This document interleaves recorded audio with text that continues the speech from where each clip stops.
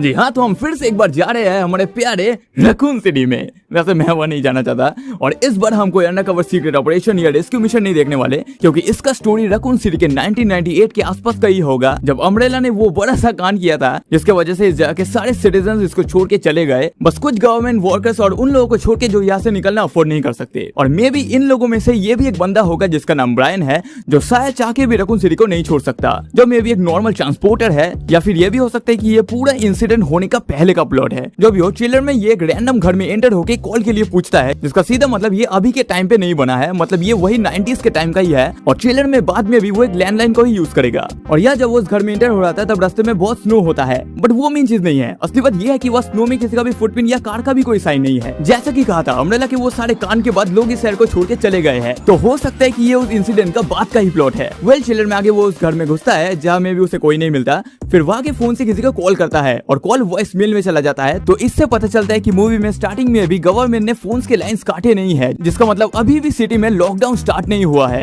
तो मामला अभी भी शांत है, बट ऑब्वियसली ज्यादा देर नहीं। और फिर भाई अपने जीएफ को वॉइस मेल में बोलता है कि सॉरी, बहुत टाइम से वो एक दूसरे से दूर है क्योंकि वो एक प्रॉब्लम में फंस गया है, जिसके लिए ये भी हो सकता है कि वो दोनों और कभी भी नहीं मिल पाएंगे। तो इन बातों से हो सकता है कि वो अपने नॉर्मल लाइफ की चीजों के बारे में बात कर रहा है, जब में भी वो किसी काम के लिए उसे मिल नहीं पा रहा और आगे भी बिजी रहेगा। पर सीन में तो कुछ और ही चल रहा है। अगले सीन में वो एक शॉटगन और अपने बैग के साथ भाग रहा है, जो में भी बात का सीन है, क्योंकि अगले सीन में भाई के पास कोई गन नहीं है और वो किसी चीज से भागते हुए स्टोर रूम टाइप के घर में घुसता है, जहाँ गेम्स के जैसे ही उसे एक शॉटगन मिलता है, और ऑब्वियसली लिमिटेड एमो के साथ मिलना चाहिए, नहीं तो ये रीजनेबल नहीं है। फिर अपने इन्वेंटरी में सारे एमो, गन्स और हीलिंग्स के साथ में भी भाई वहां से भागने की कोशिश करेगा। फिर वैसे ही धीरे धीरे चीजें शुरू होंगे, और यार इस मूवी में बाकी मूवीज से और ज्यादा हॉरर एलिमेंट्स होंगे, जहाँ भाई धीरे धीरे बॉस तक पहुंचेगा। जहाँ इसको देखे मुझे पता नहीं क्यों ड्यूक भाई का याद आ रहा है, बट पूरे ट्रेलर में ये सीन सबसे ज्यादा रिलेटेबल है। मतलब भाई लिटरली अपने हीलिंग्स को 2 हाथों में लेके भाग रहा है। शॉटगन गया तेल लेने, बट उसके पास एक मशीन गन है, फिर भी